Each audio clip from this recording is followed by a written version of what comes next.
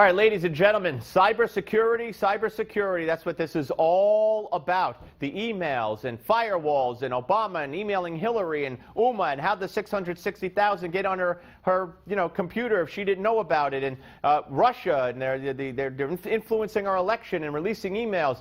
Joining us now is a man who is an expert in this realm, Wayne Lonstein, CEO and co-founder of VFT Solutions. Check out the website, VFT-solutions.com. And full disclosure, Wayne is a dear friend of mine. And hello, sir. Hi, Steve. How are you today? I'm all right. So let's start with the news that supposedly that Wikileaks says it wasn't Russia, which would put a damper on all this conspiracy of the left. But who do you think then, and how does someone get a hold of all these emails? Steve, there are multiple ways, and let's start with the foundation that we've talked about before. Nothing on the internet is secure, okay? So not your health records, not your banking records, not your emails, nothing that you put or I put on the internet should you consider is safe. How long have we been saying this? A long time.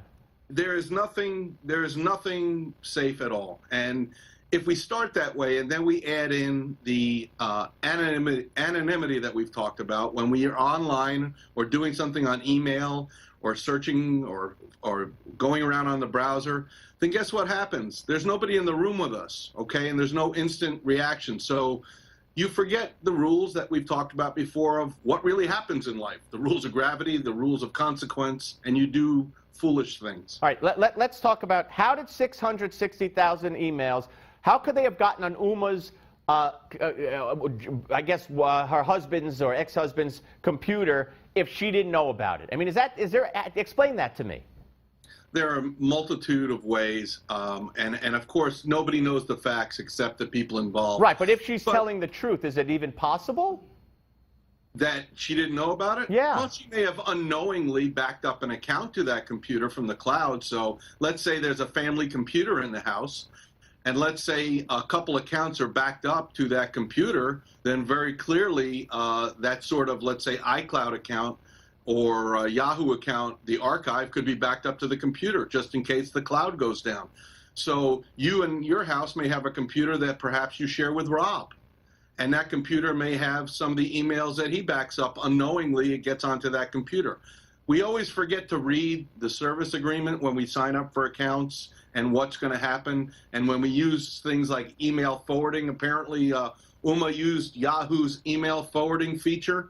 And so it may very well have been included in the backup there. But that's speculative. Right. But the reality is sloppiness and a lack of understanding of the limits of technology is what's causing all of this. And that goes to John Podesta, because we've seen the treasure trove of emails released from WikiLeaks with John Podesta, and it turns out John Podesta was a victim of spear phishing. What happened to him, and what the heck is spear phishing?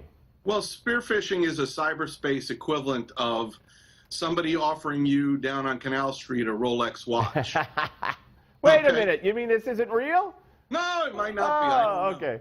Basically, somebody sends you an email pretending to be Google or Yahoo or your bank to see if maybe you'll click on some links or buttons where they can gain all your access and information to your computer. Okay? So it's basically somebody trying to trick you out of your password or your information.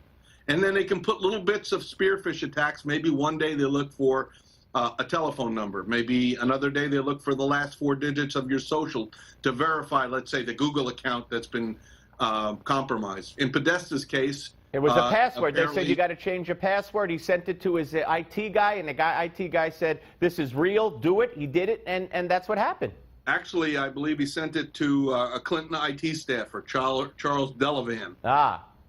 And, you know, because of the volume of emails we all get in today's life, text, email, all sorts of conversation, there's no way a human being can check everything carefully. That's one of the problems with technology. It better be safe. He said, yeah, it looks fine. It had the G for Google on it. You got to be safe than sorry. Listen, 20 seconds. WikiLeaks said it's not Russia. So what does that mean?